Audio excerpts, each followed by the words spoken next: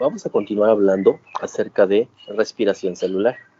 Respiración celular que está comprendido o es parte del tema anterior que estábamos viendo. Vimos ciclo de Krebs y su regulación. Bueno, la respiración celular consta del ciclo de Krebs, la fosforilación oxidativa mediante la fosforilación oxidativa y la transferencia de electrones. Entonces vamos a ver eso el día de hoy. Ok. Bueno, la molécula de ATP se genera como resultado de la energía producida cuando se transfieren electrones, porque estos pueden provenir del NAD reducido o el FAD reducido, y estos electrones se transfieren al oxígeno molecular mediante una serie de procesos que involucran transportadores. ¿Qué son esos transportadores? Son complejos de proteínas que vamos a ver más adelante, que tienen cierta función, cierto nombre y cierto punto, o mejor dicho, cierto orden para funcionar.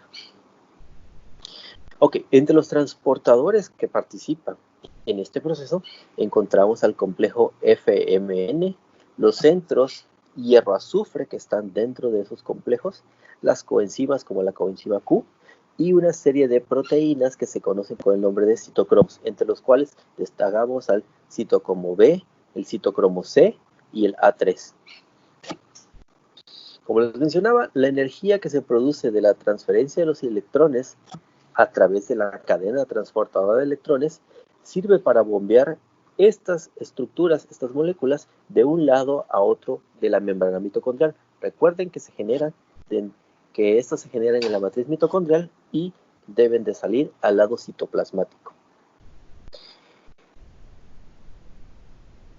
Este movimiento, este transporte de protones de un lado de la membrana a otro, genera una diferencia de protones, un gradiente electroquímico. Se le llama gradiente electroquímico porque hay diferente concentración de protones de un lado de la membrana y del otro.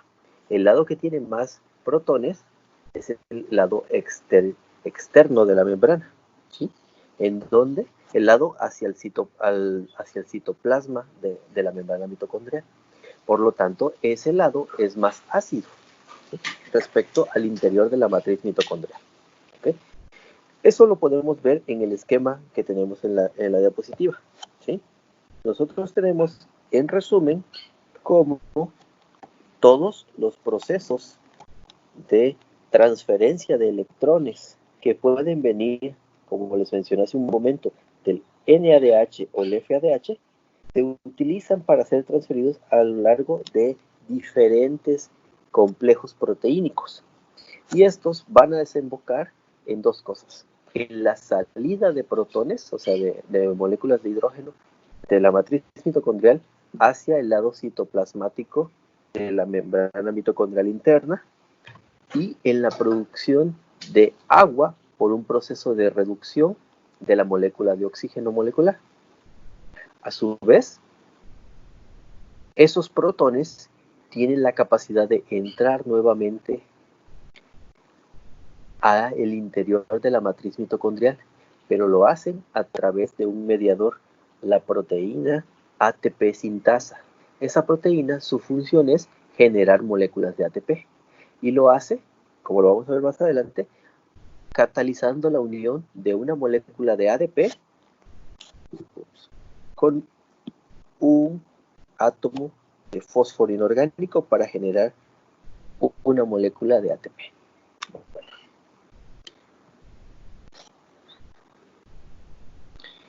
Ok, vamos a hacer un pequeño resumen y poner en contexto este proceso. La oxidación completa de una molécula de glucosa, si recuerdan, todo esto parte del proceso de oxidación de la glucosa que obtenemos de la dieta o que se forma por el proceso de gluconeogénesis. Bueno, esta glucosa puede producir aproximadamente 32 moléculas de ATP si se degrada completamente hacia CO2 y agua. ¿Ok? Estas moléculas de ATP se pueden producir a diversos niveles celulares. Se inicia en el citoplasma con la producción, mejor dicho, se inicia en el citoplasma con el proceso de glucólisis. Este proceso, si ustedes recuerdan, genera de manera neta 2 moléculas de ATP. Porque si recordamos, se gastan 2, se producen 4, pero la producción energética equivale a 2 moléculas de ATP. A su vez, se producen 2 moléculas de NADH, o sea, NAD reducido. Y esto ocurre en el citoplasma. Posteriormente, el proceso de respiración celular, que es lo que estamos analizando en este momento, está comprendido por 2 procesos. Por el proceso de conversión de piruvato a acetilcoenzima A, proceso que lo lleva a cabo la piruvato carboxinasa, y este ocurre en la molécula de piruvato que se transforma en acetilcoenzima A, se produce una molécula de NAD reducido. Por lo tanto, y si ustedes recuerdan, la glucólisis nos da como resultado que a partir de una molécula de glucosa se generan 2 moléculas de piruvato. Entonces, por eso, esta producción energética se multiplica por 2. Luego, el ciclo de Krebs es la segunda parte de la respiración celular y consiste en oxidar a la molécula de acetilcoenzima A hacia sus intermediarios GTP, el NAD reducido y el FAD reducido. Durante este proceso que ocurre en la matriz mitocondrial, se generan una molécula de GTP por cada molécula de piruvato. Pero si recuerdan, la molécula de glucosa genera 2 moléculas de piruvato, entonces debemos de multiplicar el proceso por 2. De igual forma, NAD reducido, se producen 3 moléculas de NAD reducido durante este proceso, ¿sí? Por cada molécula de piruvato. Y el FAD reducido se produce una molécula en la cual, una molécula por cada molécula de piruvato. Energéticamente, cuando estos intermediarios se transportan a la membrana mitocondrial interna, se pueden transformar el NADH que se produjo de la glucólisis, el NADH liberado de la conversión del piruvato a acetilcoenzima A y las moléculas de NADH generadas durante el ciclo de Krebs tienen una equivalencia de aproximadamente 2.5 moles de ATP por cada molécula generada. Y en el caso del ciclo de Krebs, 2.5 moles por 3, que son las moléculas que se generan durante el ciclo de Krebs, tenemos un total de 7.5 por cada mol de piruvato. Pero como estamos hablando del proceso de oxidación completa de la glucosa, entonces tenemos que el proceso se repite 2 veces, por lo tanto, esto nos genera un equivalente a 15 moles de ATP. En el caso del FAD, es una situación similar, ¿sí? Su contenido energético es de aproximadamente 1.5 moles de ATP por cada mol de FADA que se oxida. Y como generamos 2 durante el proceso, mejor dicho, y como se realiza 2 veces el proceso porque se generan 2 piruvatos, entonces energéticamente se están liberando 3 moles de ATP. Si hacemos la suma, tendremos los 32 moles de ATP que mencionábamos previamente. Ok, teniendo eso en contexto, ya podemos comenzar a revisar de qué forma actúan los transportadores de electrones. Okay.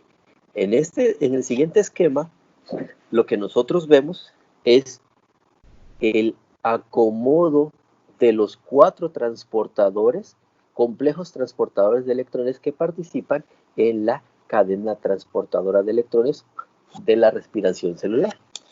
Primero que nada, hay que recordar, el NADH reducido puede provenir, como lo acabamos de ver en este momento, de la glucólisis, de la beta oxidación de los ácidos grasos o del ciclo de Krebs, como lo acabamos de mencionar. así como de otras reacciones de oxidación que ocurren en el interior de la mitocondria o en el citoplasma celular. El NAD reducido difunde, o sea, quiere decir que entra de manera libre al interior de la matriz mitocondrial, mientras que el FADH es necesario que sea transportado, ¿sí? ¿Cómo lo hace? Bueno, las enzimas que lo generan, o por ejemplo, la succinato deshidrogenasa, se queda con el FAD unido y este es transportado al interior de la matriz mitocondrial. Bueno, hay que recordar un punto importante para poner en contexto exactamente en qué parte subcelular de la mitocondria está ocurriendo este proceso. Las mitocondrias hay que recordar que están separadas del citoplasma por dos membranas. Una de ellas se conoce como membrana interna y también se denomina matriz. Y esta matriz está rodeada por una segunda membrana interna cuyos pliegues los vamos a conocer como crestas mitocondriales. La transferencia de electrones del NADH al oxígeno, ¿sí? Porque si ustedes ven, el proceso comienza aquí con el NADH reducido oxidándose, transfiriéndole sus electrones a este primer complejo y termina acá. Estos electrones que se están transfiriendo en el complejo 1 son cedidos en el complejo 4 al oxígeno para formar agua. Ahora vamos a ver el proceso de cómo ocurre eso. Ok, ocurre en 3 etapas. Cada una de ellas involucra la participación de uno de los complejos proteínicos que tenemos acoplados a la membrana interna. Cada complejo dentro de la membrana mitocondrial permite el paso de protones. Y estos protones son importantes porque van a servir en un segundo paso, lo que se conoce como fosforilación oxidativa, para generar las moléculas de ATP. Pero en este momento estamos viendo el transporte de electrones. Okay. Entonces, esto comienza así. Tenemos a la molécula de NAD reducido y esta transfiere sus electrones a la coenzima Q. ¿Quién es la coenzima Q? Este complejo. ¿Sí? El primer paso incluye la transferencia del protón que está acoplado al NAD y termina con la unión de ese protón en la coenzima Q. De manera inicial, el NAD transfiere su protón al complejo FMN, que es parte de la coenzima A oxidorreductasa, también conocida como complejo 1. Este complejo FMN transfiere ese electrón al centro hierro-azufre del complejo 1. Ese centro hierro-azufre es el encargado de transferir el protón hacia la coenzima número 1, hacia la coenzima Q, perdón. Durante el proceso, la energía que se genera de ese transporte de electrones del hierro-azufre del complejo 1 a la coenzima Q permite el paso del interior de la matriz mitocondrial al espacio intermembranoso o lado citoplasmático de la membrana interna de la mitocondria de 4 protones. Es muy importante hacer notar que esos 4 protones son liberados de la matriz mitocondrial. Y es importante que ustedes vean la cuenta de protones. En este momento, en la parte superior tengo un dato. Dice que 2 protones equivalen a 0.5 moles de ATP. Eso quiere decir que 4 protones equivalen a 1 mol de ATP, o sea, a una molécula de ATP. Bueno. Continuando con el proceso, ¿sí? Vale la pena que recordemos cuáles son los puntos del ciclo de Krebs en donde se producen las moléculas de NAD reducido. ¿Se acuerdan que mencionamos en la diapositiva anterior que hay 3 moles que se producen en 3 puntos de regulación del ciclo de Krebs? Bueno, esos puntos son la producción de alfa-cetoglutarato por la alfa-cetoglutarato deshidrogenasa, la actividad de la isocitrato deshidrogenasa y de la malato deshidrogenasa en el ciclo de Krebs. Obviamente, lo que dijimos hace un momento, la acción de la piruvato deshidrogenasa al convertir el piruvato en coenzima A. Y también puede provenir de la beta oxidación de ácidos grasos de cadena par. Ok, entonces, volviendo a este punto, se transfieren electrones del complejo hierro-azufre a la coenzima A, a la coenzima Q, perdón, se producen unas estructuras intermediarias, ¿sí?, que se conocen con el nombre de, dejen que me acuerde, ya se me olvidó, de semiquinonas, ¿sí? Y esa semiquinona transfiere los electrones a un nuevo compuesto que se llama ubiquinol. Este ubiquinol produce la energía suficiente para que los protones de los que estábamos hablando transfieran al lado citoplasmático de la membrana interna. Luego, la coenzima Q, que tiene los electrones anteriores, los transfiere al citocromo B del complejo 3, que también se conoce como complejo citocromo B C1. Esos electrones que tiene el citocromo B se los transfiere al grupo hierro-azufre. ¿Por qué es importante el hierro? Porque el hierro va a funcionar como el grupo hemo, va a darle la capacidad de oxidorreducción que tienen los complejos. El hierro va a pasar de su estado más 3, o sea, hierro férrico, a hierro ferroso más 2, ¿sí?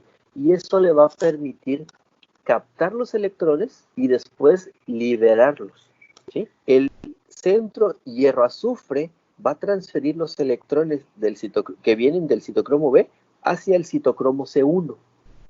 Ese citocromo C1 va a transferir esos mismos electrones. Hay que recordar, estos complejos transfieren electrones uno a la vez, así que si vienen dos electrones de la molécula de NAD o de la de FADH2, entonces el proceso se hace dos veces.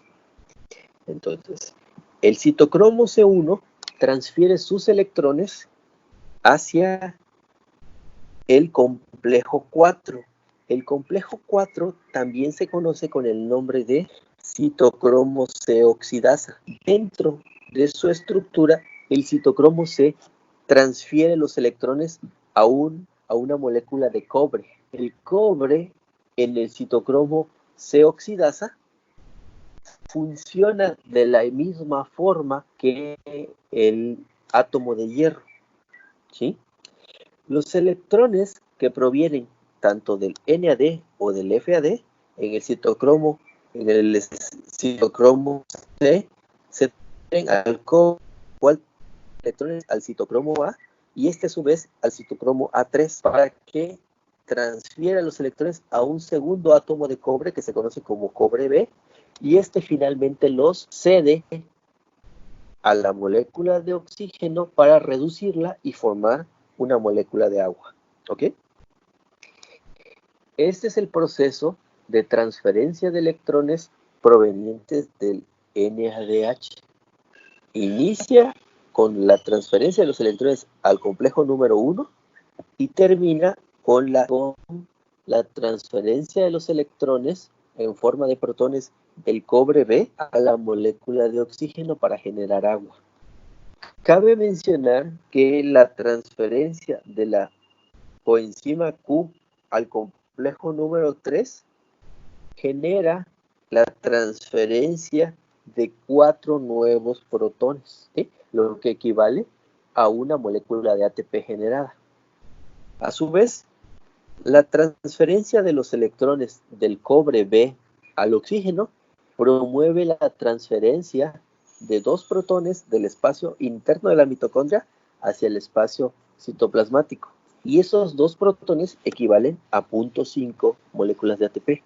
Entonces, si nosotros hacemos la cuenta, la oxidación de una molécula de NAD reducido hasta una molécula de agua transfiere 4 protones que equivalen a una molécula de ATP, 4 protones adicionales que equivalen a una segunda molécula de ATP y 2 protones más que equivalen a media molécula de ATP. El 2.5 moles de ATP que se mencionaba en la tabla. Ahora vamos a ver el proceso por el cual el FAD reducido transfiere sus electrones hasta una molécula de agua.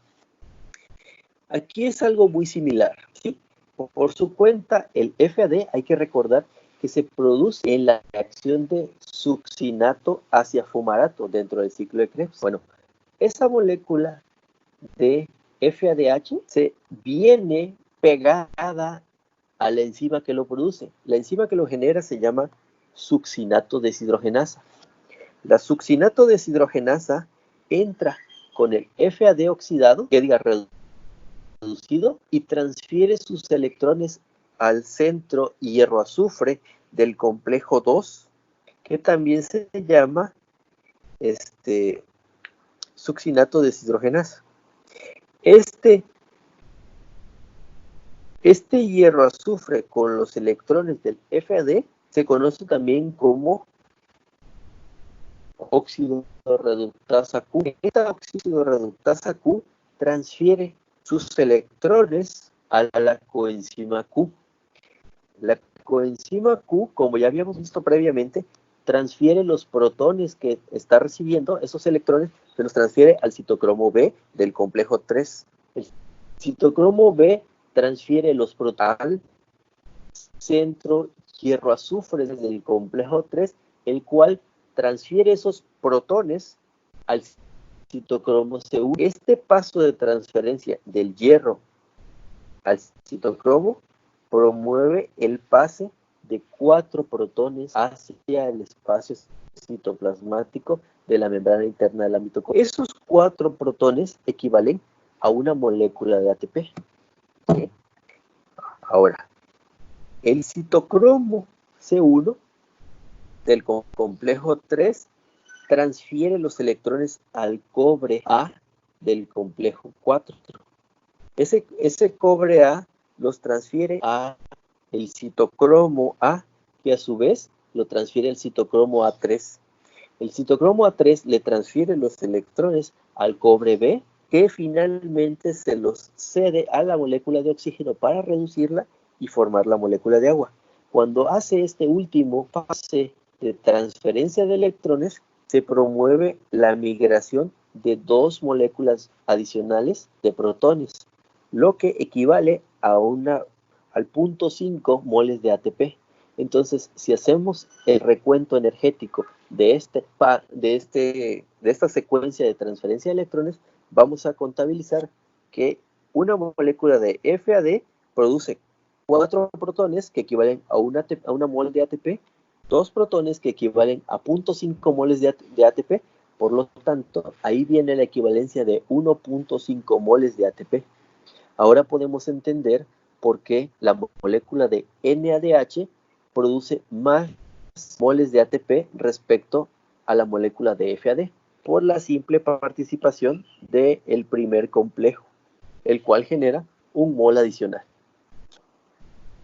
Ahora, ¿qué pasa con esos protones que ya se transportaron a través de la membrana hacia el espacio citoplasmático de la membrana mitocondrial?